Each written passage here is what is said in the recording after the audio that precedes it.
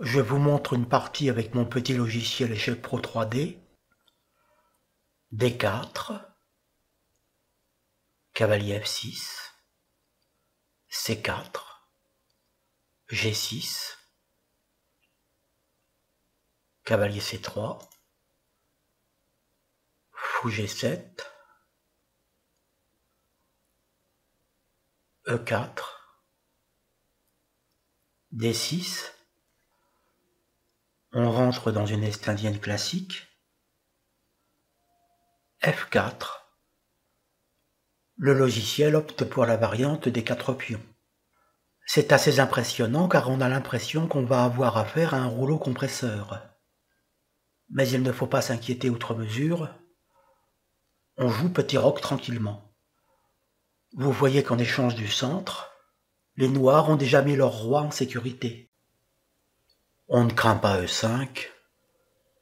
On pourrait reculer le cavalier sur D7, ou même en E8, ce qui ne serait pas sans rappeler la partie Letellier-Fischer aux Olympiades de Leipzig en 1960. À cela près que Bobby Fischer a été obligé de reculer en E8, il n'avait pas le choix, parce que sur E4 il a joué petit roc. C'est de la provoque pure et simple, on n'est pas sérieux quand on a 17 ans. René Letellier est un maître international chilien qui est décédé en 2006, il avait plus de 40 ans à l'époque. Il avait d'ailleurs gagné contre Fischer l'année précédente, en 1959. En principe, sur E4, on joue D6. C'est le coup le plus usuel dans les tournois internationaux. Mais Fischer préférait petit roc et ne craignait pas le coup marginal E5. Il a joué ce même coup à ces mêmes Olympiades contre Szabó. Et 3 ans auparavant, en 1957, à San Francisco contre un certain Cheneux. Donc il était en quelque sorte abonné au petit roc immédiat. Mais la partie contre Letellier se termine par un sacrifice de dame, ce qui a fortement marqué les esprits. Revoyons brièvement cette partie d'anthologie, très connue des passionnés. Letellier donc joue E5. Il croit pouvoir tirer parti du refoulement obligatoire du cavalier sur E8.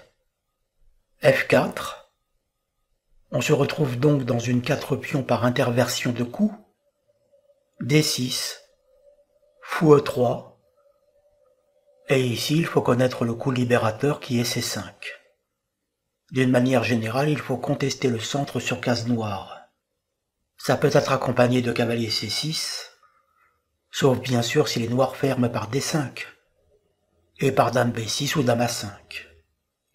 On perd momentanément un pion, mais cette perte est compensée par la dynamique du jeu noir.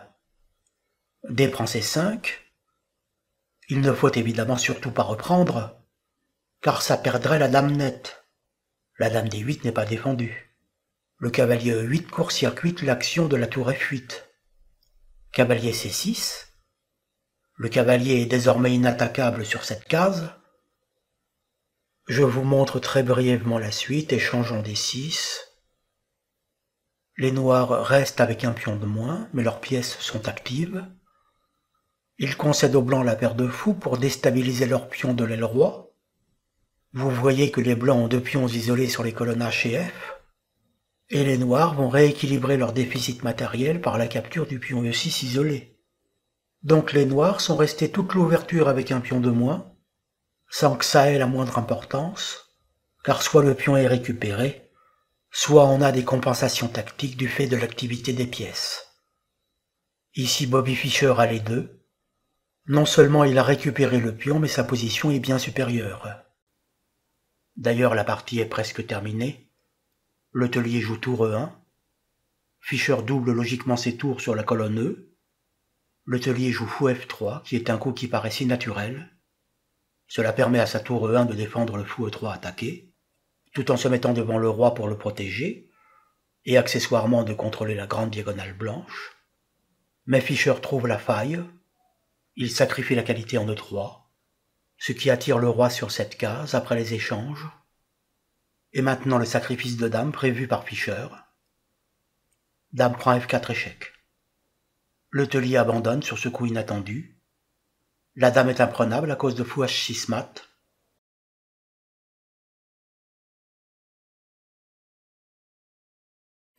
Et sur roi F2, roi E2 est impossible à cause de cavalier D4 échec qui perd le fou F3. Le fou F3 est perdu, ce qui termine la partie.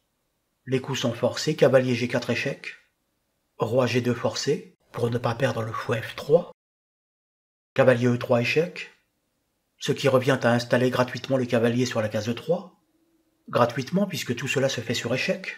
Pendant ce temps-là, les blancs ne jouent pas. Cavalier D4 qui attaque le fou F3. Le cavalier E3 empêche la dame de défendre le fou par dame D3 ou dame D1.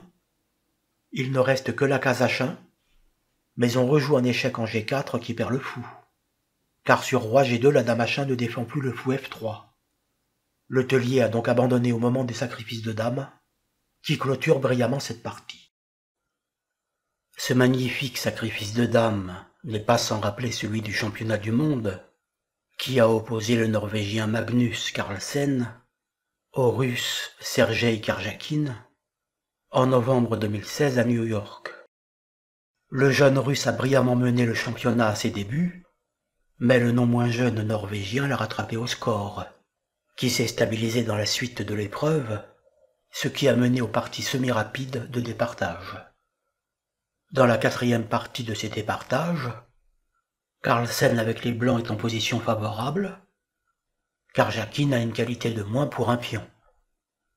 Magnus prend le pion en F4, Sergei a donc maintenant une qualité de moins. Ce coup paraît dangereux puisqu'il autorise un échec de la tour en A2. Notez qu'on ne craint pas l'enfilade en G5 après l'échange en F4. Une brochette de tour, pourrions-nous dire, à cause de l'échec intermédiaire en C8, qui dégage la tour C1.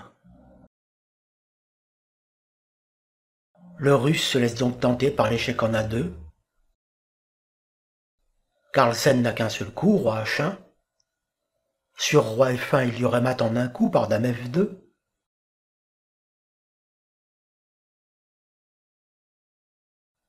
Et sur roi G1, il y aurait mat en deux coups, par dame F2 échec, roi H1 forcé, dame G2 mat. Il faut donc absolument jouer roi H1 pour ne pas se faire mater. Vous voyez que la dame F4 est très bien placée, puisqu'elle défend le mat en H2. Ici, la dernière chance pour les noirs serait d'échanger les dames en F4. Mais Karjakin ne veut pas rentrer dans cette finale inférieure, et tente le tout pour le tout par dame F2, qui menace mat en un coup par dame G2. Il tombe ainsi dans le piège tendu par le Norvégien. Le Russe croit disposer de la case H7 sur l'échec en C8, et ne voit pas le coup venir, encore moins les spectateurs dans la salle. Carlsen joue donc tour C8 échec. La parade par fou F8 est impossible, à cause du sacrifice qui mène au mat. Aussi bien par G8 que par E8. Le roi se fait courser par dame et tour. Il est très rare de pouvoir survivre à une poursuite de ce genre. Bien sûr, il faut vérifier la variante jusqu'au bout, parce que si les blancs ne matent pas, ce sont les noirs qui matent. Si après l'attaque ratée, on ne peut pas revenir en défense. Ici, il y a un mat forcé sur fou F8. Les noirs jouent donc le coup qu'ils avaient prévu, roi H7. Et Magnus joue ici le coup qui le sacre champion du monde, un coup venu de nulle part, dame H6 échec. C'est le baiser de la reine, la dame s'élance contre le roi. C'est mat au coup suivant. Si roi prend H6, tour H8 mat. Et si G prend H6, tour prend F7 mat. Un championnat du monde 2016 qui se termine en beauté. Un très inhabituel sacrifice de dame. En général, quand on sacrifie la dame, on prend un pion ou une pièce. On l'a vu avec le sacrifice de Fischer contre le taulier. Mais ici, la dame s'élance sur une case vide du camp adverse. Un grand merci à ces deux immenses champions de nous avoir offert cette formidable fête échiquéenne. Riche de cet enseignement, nous revenons à notre partie.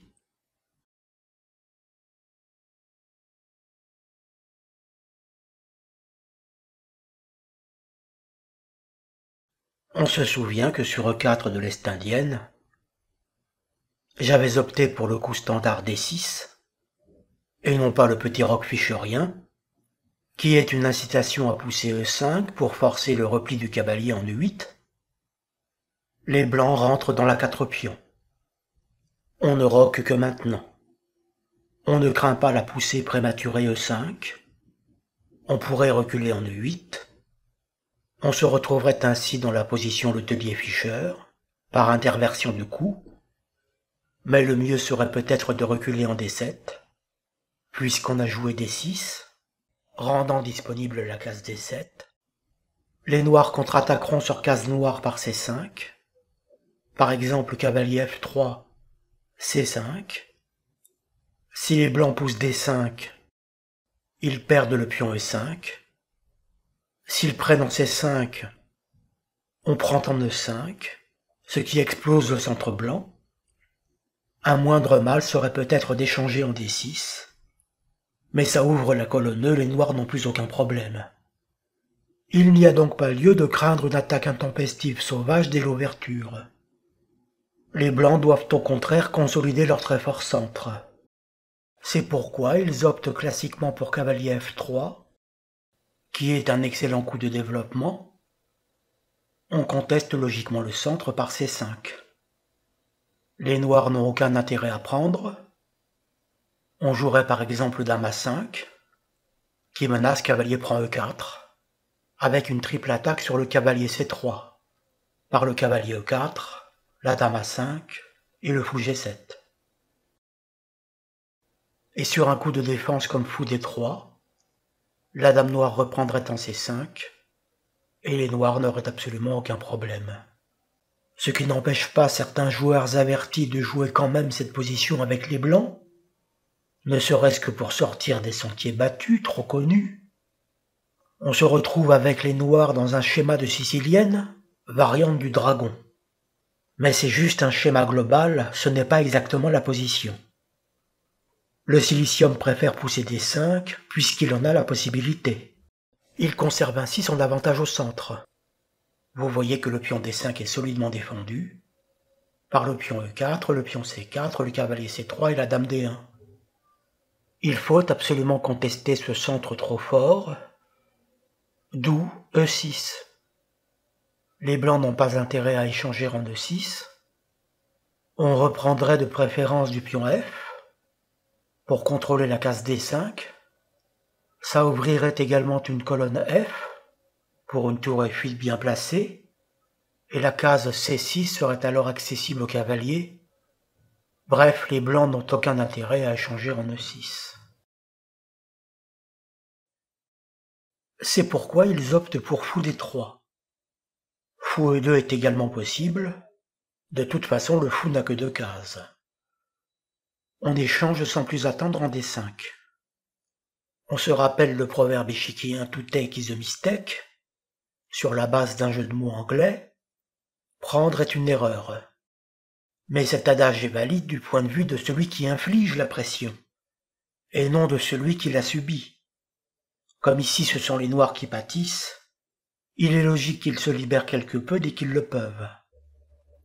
Les blancs reprennent du pion C. La reprise du pion E serait plus insipide, car les pions blancs et noirs se trouveraient sur les mêmes colonnes de part et d'autre, et la reprise du cavalier favoriserait des échanges qui soulageraient le jeu noir. Donc la réponse blanche la plus offensive est la reprise du pion C, qui maintient un très fort centre blanc. On se retrouve dans une Benoni variante Mikenas, par interversion de coups. La Benoni se caractérise par le coup C5 au deuxième coup,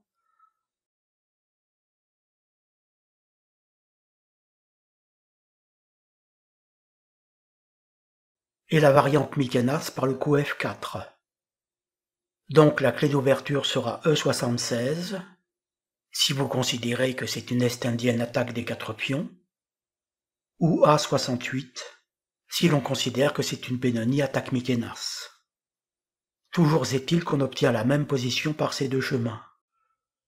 Ici le coup le plus populaire est fou G4, mais il implique d'échanger à un moment ou à un autre le fou contre le cavalier, et donc de ne plus avoir la paire de fous. Cavalier à 6 est également possible. On ne craint pas le doublement des pions sur la colonne A. Ça affaiblirait le centre blanc, et ce seraient les blancs qui cette fois-ci renonceraient à la paire de fous, sans compter que les noirs auraient une colonne B semi-ouverte. Les coups plus timorés comme A6 ou cavalier BD7, sans être mauvais, sont peut-être un peu trop défensifs. On trouve également le coup B5. En général, les blancs soit se laissent bluffer, soit refusent le sacrifice. Soit encore contre-sacrifie, on trouvera par exemple la réponse E5, qui mène à des positions très tactiques et nerveuses. En réalité, B5 sacrifie le pion D6, si l'on joue la suite de coups quasiment forcés. Fou prend B5, cavalier prend E4, cavalier prend E4, dame à 5 échecs, roi F2, dame prend B5, cavalier prend D6. Les noirs ont donc un pion de moins, mais leur position est assez dynamique. Ils vont probablement regagner le pion D5, qui est faible, ce qui va rétablir l'équilibre matériel. Par exemple, dame D7, cavalier prend C8, tour prend C8. On voit bien qu'on risque absolument rien avec les noirs, et que le pion D va tomber tôt ou tard. Car on pourra difficilement empêcher dame D6, cavalier D7, cavalier B6, tour D8, avec une très forte pression sur D5 qui gagnera forcément le pion. Mais j'opte pour un autre coup. Tour E8. Ce coup ne peut pas être mauvais, puisqu'il active une tour sur une colonne semi-ouverte, qui plus est en face du roi adverse, qui d'ailleurs peut y rock sans plus attendre. La plupart des options précédentes sont reconduites, notamment fou G4 et cavalier A6, mais B5 n'est plus possible, car sur fou prend B5, la tour E8 serait attaquée. Et la combinaison précédente, basée sur l'échec en A5, n'est plus possible puisque le roi blanc a roqué.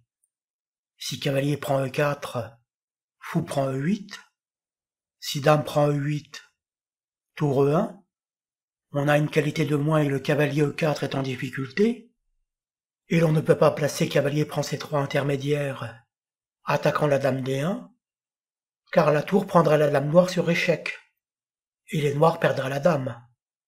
Et à la place de dame prend E8, on ne peut pas placer cavalier prend C3 intermédiaire non plus, attaquant la dame D1 donc, à cause de fou prend F7 échec. Le fou de toute façon perdu se sacrifie pour un pion, et l'on perd un pion en plus de la qualité déjà perdue. Bref, la combinaison d'embrouille par B5 est rendue impossible après tour E8. Pour mieux comprendre cette position et découvrir les coups fondamentaux, je vous propose de survoler le début d'une partie de Petrosian contre Fischer. C'était lors d'un très fort tournoi de Blitz, donc de partie très rapide, qui s'est déroulé en 1970, donc 2 ans auparavant que Fischer ne fût sacré champion du monde, à Reykjavik en 1972 contre Boris Spassky, Reykjavik étant la capitale de l'Islande. C'est d'ailleurs là qu'il mourut en janvier 2008 à l'âge de 64 ans, souvent considéré par la communauté échiquienne comme le plus grand joueur de tous les temps. Même si, comme le bémoliste Kasparov, sa domination n'a été que de très courte durée. Très fort tournoi de partie éclair donc. En 1970, Fischer a 27 ans, il est né en 43, à Herceg-Novi. C'est une petite ville du Monténégro de 5000 habitants environ, à quelques kilomètres de la Croatie, une baie touristique qui donne sur la mer Adriatique. Bien que les parties soient jouées en 10 minutes maximum, 5 minutes pour chaque joueur, elles sont malgré tout riches d'enseignements. On va avoir ici, par interversion de coups, tous les ingrédients d'une Est-Indienne attaque des 4 pions, ou d'une Benoni variante Mikenas. Premièrement, une Est-Indienne par interversion de coups, attaque sur noir par C5, contestation du centre par E6,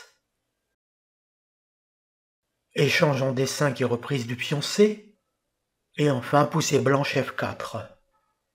On obtient ainsi une position tout à fait similaire. Que joue ici Bobby Fischer?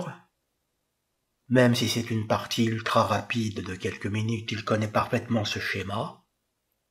Il joue le coup clé qui est le début de la libération noire. C4. Ce coup ouvre la diagonale à 7 G1 pour un échec éventuel et donne la case C5 au cavalier. Non sans attaquer le fou D3 en sacrifiant un pion. C'est sans doute à cause de ce type de coup que les blancs préfèrent souvent fou E2. Ça n'empêche pas C4 du point de vue des noirs, mais du moins le fou blanc n'est-il pas directement attaqué. Mais Petrosian avait choisi une autre configuration en réservant la case E2 à son cavalier. Petrosian se voit quasiment contraint de prendre.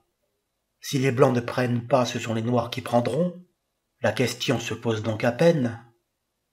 Cavalier C5, attaquant le fou D3 non défendu. Fou C2.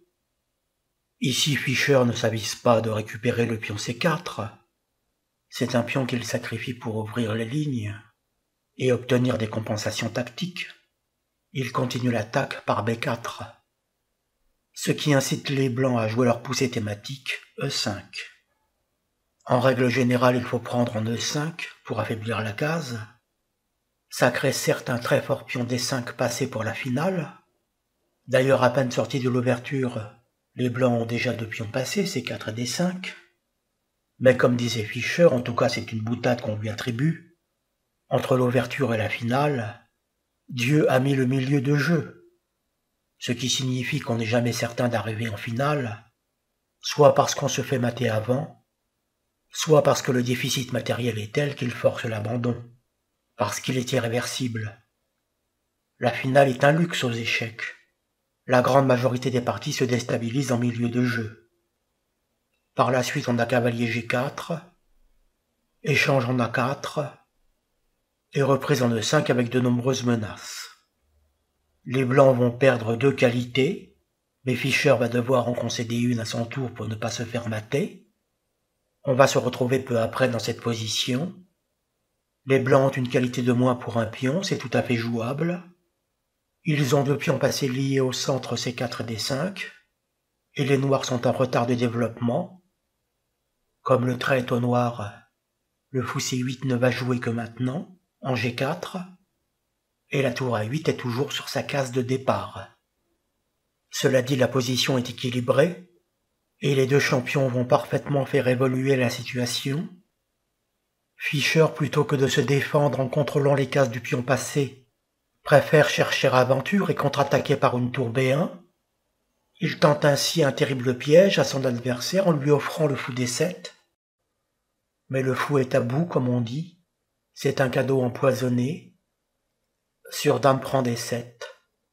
Dame F2 gagne, du fait que les blancs seront obligés d'ouvrir la 2e rangée par G3, pour parer un échec sur case noire, ce qui va occasionner un échec mortel sur cette 2e rangée des blancs, ce qui perd le fou blanc et la partie, étant donné que les noirs vont rester avec une tour de plus. Il fallait ne pas succomber à la tentation, et préférer un échec en F8.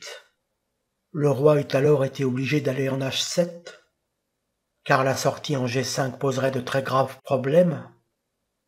Les blancs auraient alors pu jouer fou D5, qui menace un échec en G8, et là les noirs auraient eu 2 possibilités, soit de défendre la case G6 par fou F5 pour ne pas se faire mater, auquel cas les blancs peuvent imposer la nulle par échec perpétuel, ou 3 fois la même position, ce qui parfois revient au même.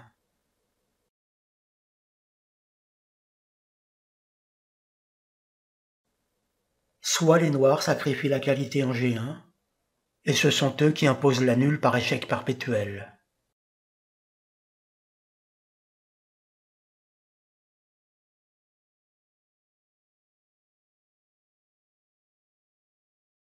Le père Pedro, comme je le rapporte au début du chapitre 5, de mon conte de fées échiquien, le tournoi d'échecs. Échec perpétuel, le très fameux père Pedro, selon une approximation schizophrénique, probablement d'origine parisienne, où la sonorité perpé renvoie au perpétuel, et la syllabe draw au mot anglais draw, qui signifie match nul dans le lexique de compétition d'outre-Manche. Donc faites attention, si un logiciel vous dit « Do you want draw ?», il ne vous demande pas si vous voulez qu'on vous fasse un dessin, mais si vous acceptez la partie nulle. Riche de cet enseignement, revenons maintenant à notre partie initiale.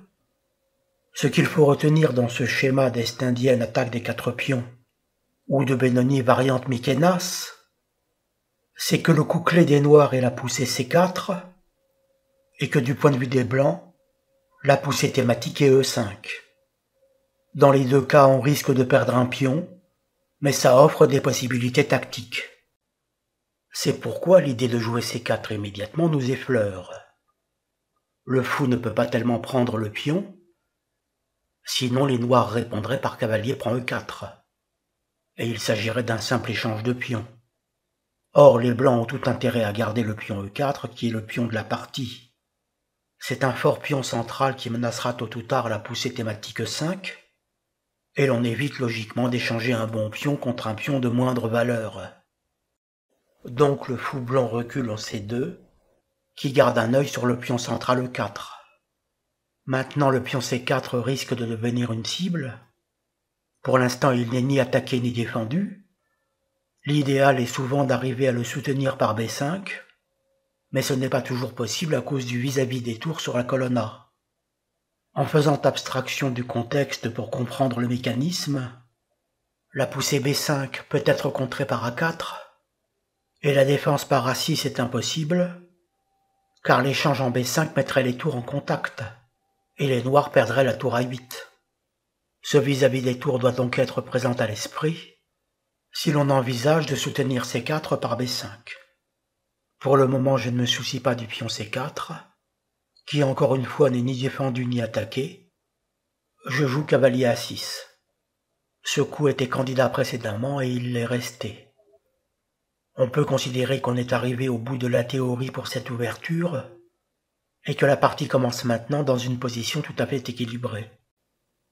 Les blancs jouent roi H1, c'est ce qu'on appelle un coup prophylactique. Ça supprime toutes les combinaisons basées sur des échecs ou des clouages, sur la diagonale noire qui mène à la case G1. Il serait prématuré de s'attaquer au pion C4, même si c'est une faiblesse noire. Par exemple, le cavalier D2 perdrait la case D4, qui ne serait plus contrôlée par la dame.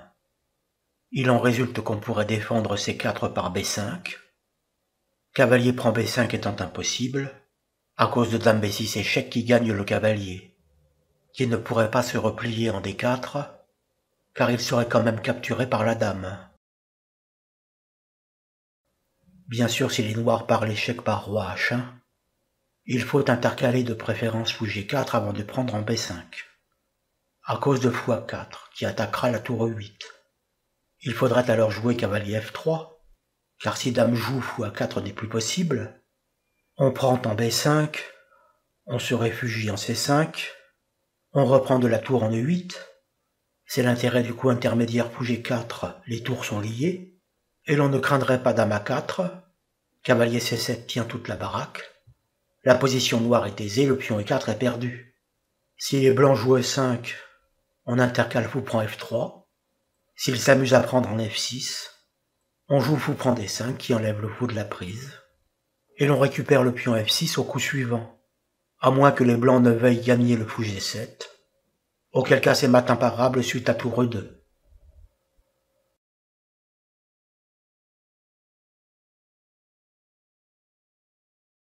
Donc, cavalier D2 pour attaquer le pion C4 mènerait à de grandes difficultés blanches.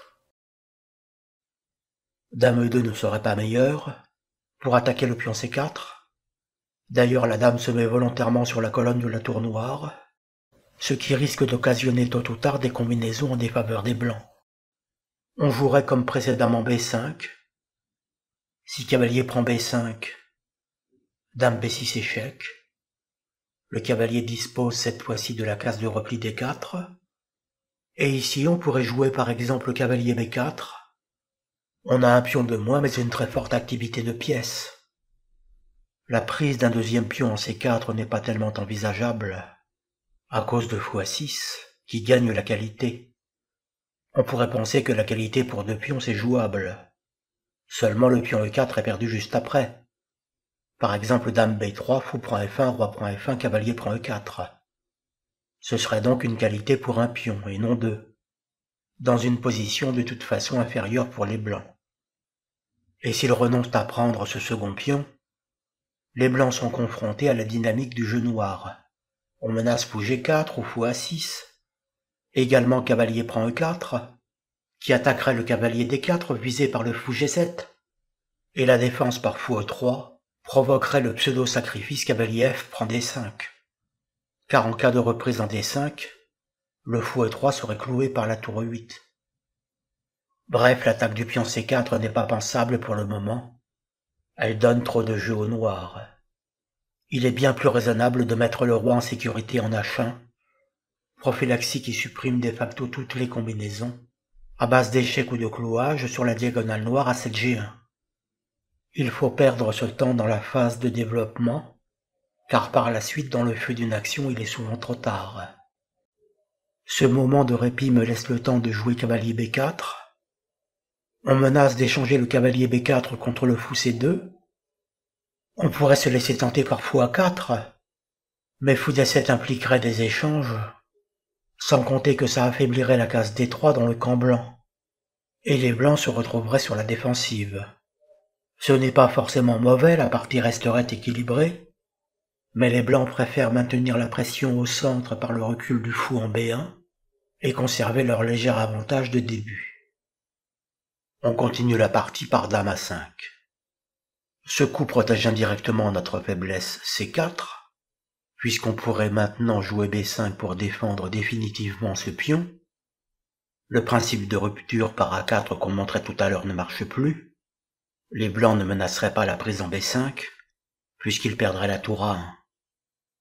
Donc défense indirecte de la faiblesse noire C4, et aussi libération de la première rangée du point de vue des noirs, en vue de lier les tours entre elles. Les blancs jouent A3, ce qui peut paraître inattendu, étant donné qu'ils ne menacent pas de prendre le cavalier B4, car la tour A1 serait prise, les blancs perdraient la qualité. L'idée de ce coup est d'obliger la dame à rester sur la colonne A, car le cavalier n'est imprenable que si la dame est sur la colonne A.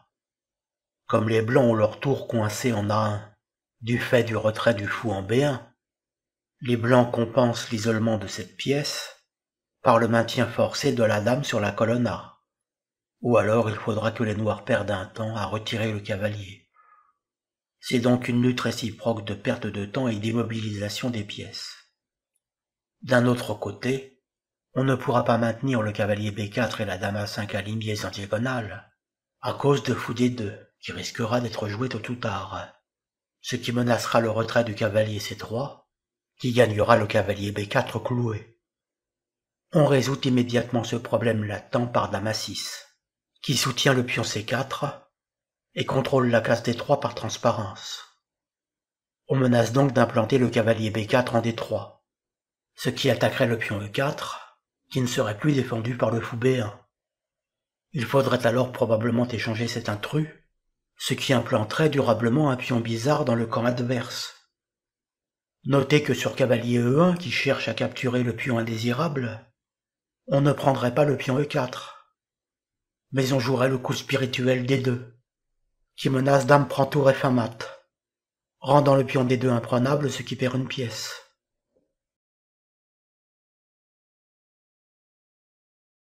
Après dame A6 donc, les blancs ne peuvent pas tolérer l'irruption du cavalier en D3. Ils jouent donc le retrait du cavalier en E1 pour contrôler cette case. On se développe par fou D7, un coup simple qui permet de lier les tours entre elles, liaison des deux tours que les blancs auront plus de difficultés à obtenir. Mais ils s'y efforcent quand même, ils jouent dame F3, la dame quitte la première rangée pour s'installer sur une bonne case qui surprotège le pion E4. On centralise la tour A en D8, ce qui termine le développement des noirs. Les blancs jouent H3, Ils interdisent désormais fou G4, qui chasserait la dame de la case F3, et donnent la case H2 au roi, petite lucarne souvent pratique pour éviter des mates sur la première rangée. Ici un coup auquel il faut penser dans ce genre de position. Tour E7. On envisage de doubler les tours sur la colonne E. Fou D2, un coup qui libère la première rangée et qui vise virtuellement le cavalier B4. Tour DE8, on double sur la colonne E pour faire pression sur le pion E4. Ici l'ordinateur semble jouer un coup d'attente. Roi H2, on répond H6. C'est une phase de la partie où il ne se passe pas grand-chose. Chacun louvoie de son côté.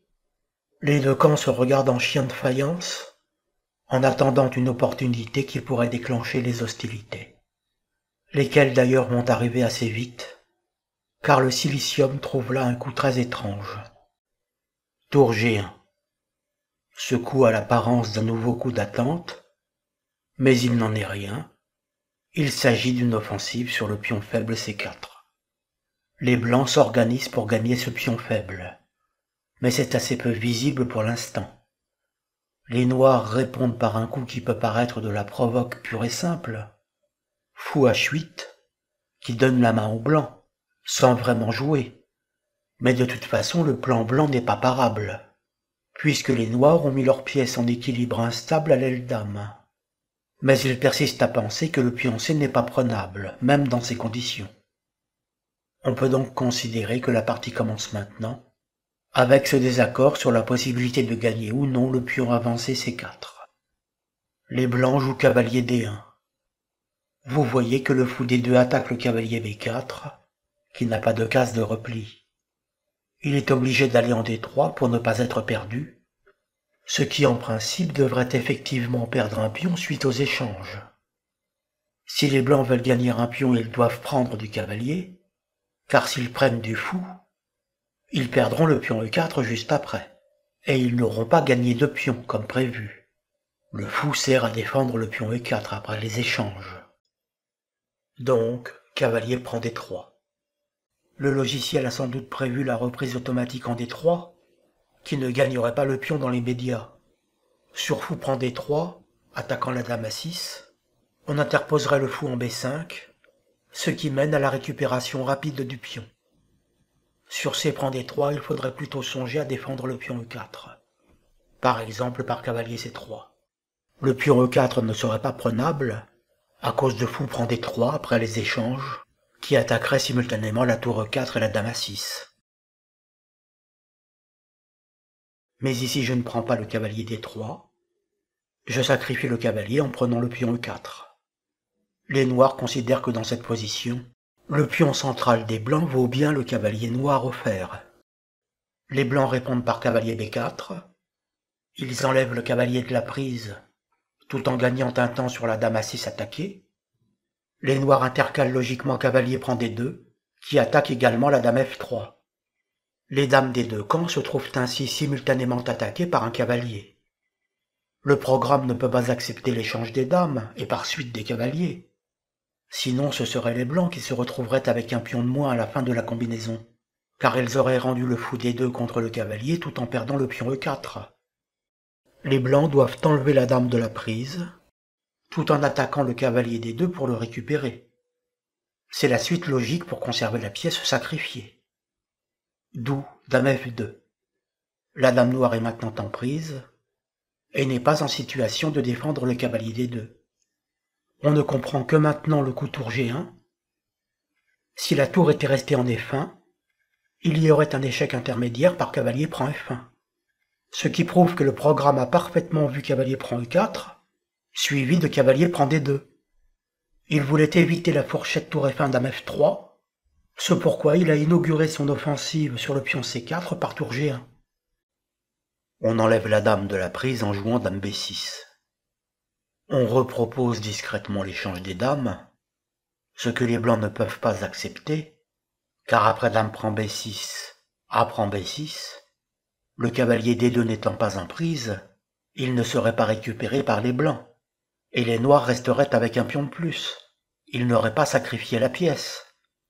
Si les blancs veulent accepter le sacrifice, ils doivent récupérer maintenant le cavalier D2, ce qui occasionne l'irruption immédiate de la tour noire en E2. Ce sont les compensations tactiques du sacrifice. La dame n'a qu'une seule case de fuite, la case C1. Vous voyez que la case C3 est surveillée par le fou H8. Donc dame C1 forcée. C'est la position qu'avait forcément prévue le logiciel dans son arborescence. Il estime que la position est tenable pour les blancs, et ce même dans l'hypothèse probable où il a envisagé le coup de théâtre qui survient maintenant. Les noirs sacrifient une seconde pièce pour un pion. Fou prend B2. Un sacrifice qui laisse peu de choix, puisqu'il y a une fourchette dame-tour, la dame C1 et la tour A1 simultanément attaquées, ce qui empêche notamment dame prend C4. Le pion faible C4 ne peut toujours pas être pris, sinon les noirs prendraient la tour A1, fou prend tour A1. Il faut accepter le sacrifice en B2. Les blancs ne peuvent pas envisager de rendre la dame pour 2 pièces, ce qui ferait 3 pièces pour la dame puisque les blancs ont déjà une pièce de plus, la pièce sacrifiée. À cause de dame D4, qui attaque le cavalier B2 et le pion F4. Sur tour A2 qui défend le cavalier B2, il y aurait dame prend F4 échec, et sur roi H1, fou prend H3. C'est un véritable feu d'artifice. Le fou n'est pas prenable à cause d'un mat en 4 coups.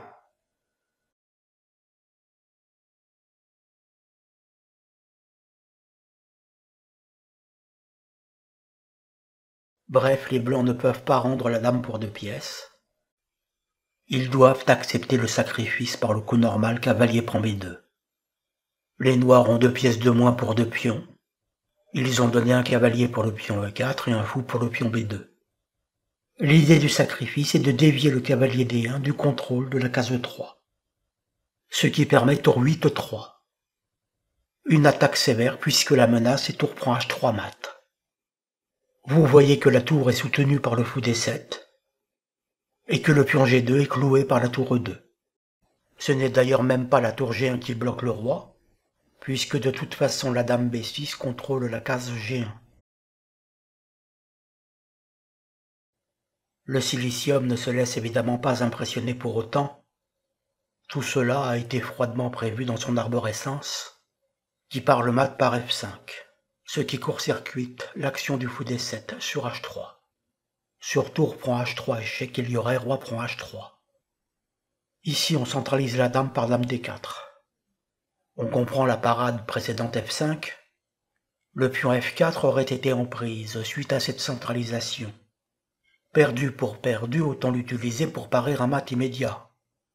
Le logiciel doit de toute urgence trouver une solution, car outre le cavalier B2 attaqué, les noirs menacent mat en 4 coups, en commençant par dame F4 échec.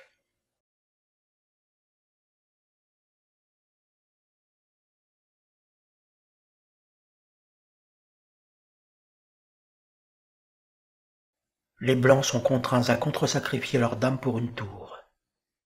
Dame prend E3. En s'élançant ainsi dans la mêlée, la dame supprime une pièce d'attaque et empêche l'échec mortel en F4. On reprend de la tour. Le cavalier B2 est ainsi attaqué par la dame demeurée en D4. Cavalier C2 est inopérant. On prendrait en B2. Si maintenant il prend la tour E3, on prend la tour A1. Et les blancs ont perdu un cavalier. Les blancs ne peuvent pas non plus proposer un échange de tours par cavalier D1, à cause de dame E5 échec, qui perd le cavalier E3 après l'échange de tours. Les blancs sont contraints de défendre leur cavalier B2 par tour A2. A5. On incite le cavalier à nous infliger une fourchette dame-tour, mais elle n'a aucune importance du fait de l'échec intermédiaire en E5. La parade par G3 est impossible à cause d'un échec mortel sur la deuxième rangée. Si roi H1, dame E4 échec et mat au coup suivant, sinon les blancs perdent du matériel, prise en E2 obligatoire.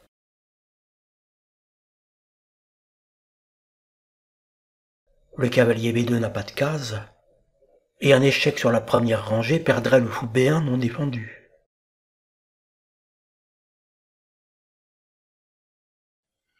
Roi H1 est nécessaire pour ne pas perdre de matériel. On voit que la tour E3 est attaquée par le cavalier C2 et que le cavalier B2 menace une fourchette par la prise du pion C4.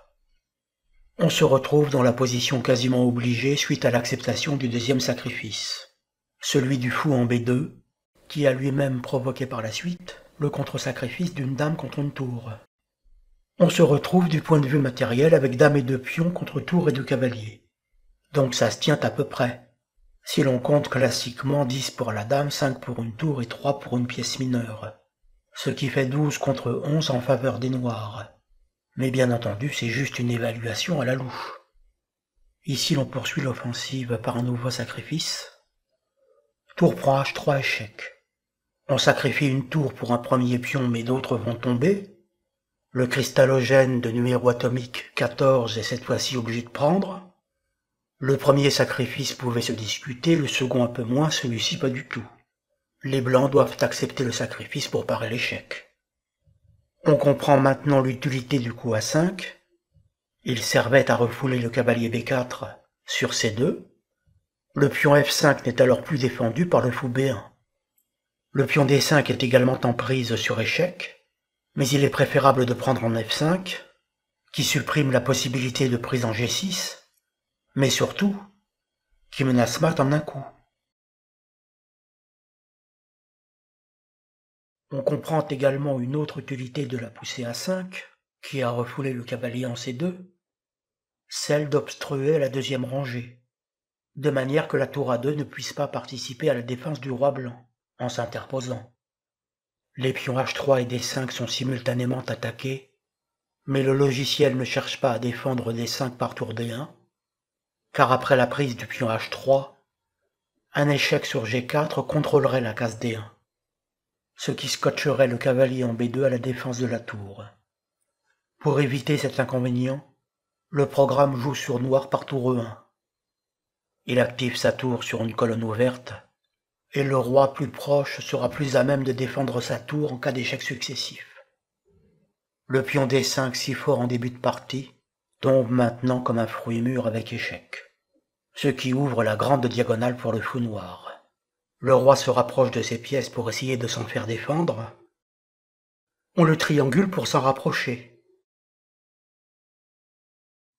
Sur roi G2, il y aurait fou C6 échec, et sur roi G1, dame G3 échec. Dans les deux cas, le roi blanc se fait courser, avec possible intervention du fou noir sur case blanche. Roi E2 est nécessaire, le roi doit se rapprocher des pièces de son camp, c'est sa meilleure chance de survie. Mais ici on joue un coup fatal. C3. C'est finalement le pion faible, le pion autour duquel s'est construite la partie, qui joue le coup de grâce. On menace le cavalier B2, on menace un échec mortel en D2, ainsi qu'un échec en B5, suite à l'ouverture de la diagonale blanche. Ça perd du matériel et donc la partie. Le cavalier B2 n'est pas sauvable. Sur cavalier D1, fou B5 mat.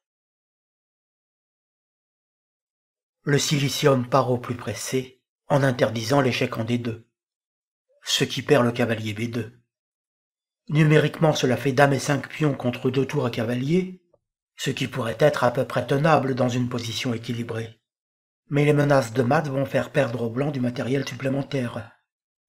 La menace est ici fou B5 échec, qui obligerait la tour D1 à s'interposer en D3, car sur roi E1 il y aurait mat en 3 coups.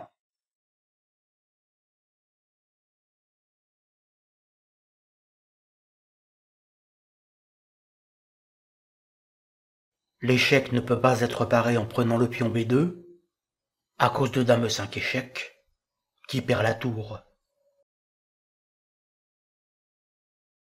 Le seul coup est A4, qui empêche fou B5, mais ce faisant le pion est perdu, car la dame contrôle horizontalement de loin cette case. Les accès lointains horizontaux sont plus difficiles à voir aux échecs. Donc vérifiez bien vos tours et la dame dans vos parties. La menace fou B5 échec est reconduite. Les blancs sont obligés de donner une qualité pour se débarrasser de ce fou dévastateur et amoindrir l'offensive.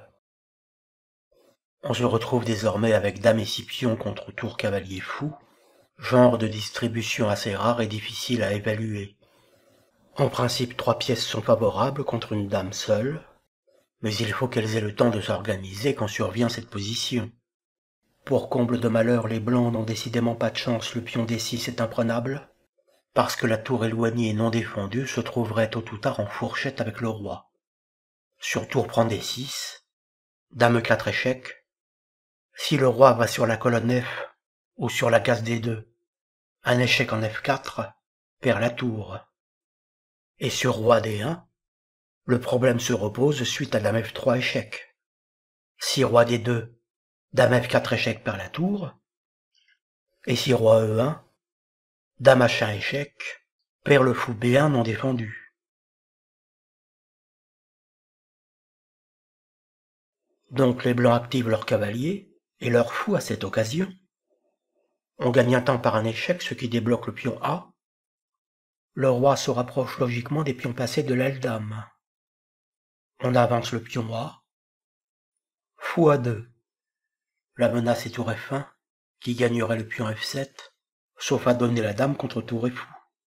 Position qui serait d'ailleurs encore favorable au noir, du fait d'un très grand nombre de pions passés. Pendant que le roi blanc va être occupé à capturer les pions de l'aile dame, le roi noir va s'avancer à l'aile roi pour prendre l'unique pion blanc. Les 2 pions passés vont avancer facilement, et si le cavalier se sacrifie sur l'un, l'autre fera inévitablement promotion. Mais sans aller chercher midi à 14 heures, on décloue le pion par roi G7. Sur tour F1, on jouerait F5, ce qui mettrait le pion F hors de danger. La position blanche est compromise, parce que les pions passés noirs sont trop nombreux. Le logiciel tend 3C3, ce qui permet l'intrusion de la dame en E2. Le programme résiste par tour D3, qui défend le cavalier E3 attaqué, mais ça perd du matériel à cause de dame E1 échec. Le roi est contraint de prendre le pion B2, notamment roi C2 est impossible, à cause de dame C1 mat. Donc roi prend B2, mais ça perd une pièce à cause de dame E2 échec. Le roi doit revenir pour défendre la tour, ce qui perd le fou A2.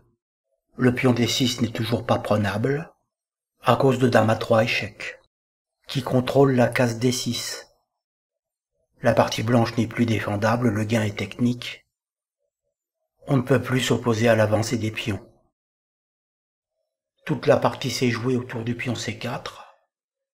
L'analyse post-mortem montre que l'erreur des blancs a été d'accepter le sacrifice. C'est donc le coup cavalier B4 qui est critiquable.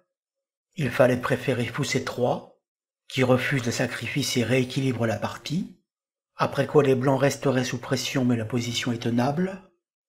Si l'on remonte encore plus haut, la première erreur est cavalier D1, qui affaiblit terriblement le centre, et qui provoque le sacrifice de déstabilisation des noirs.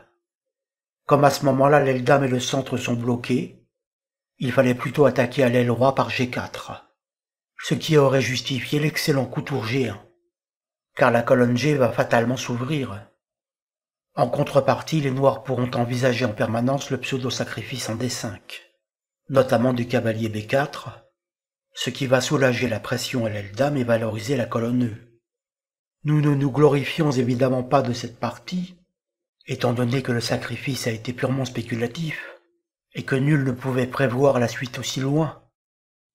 Nous sommes dans le cadre de ce que nous pourrions appeler les échecs courtois.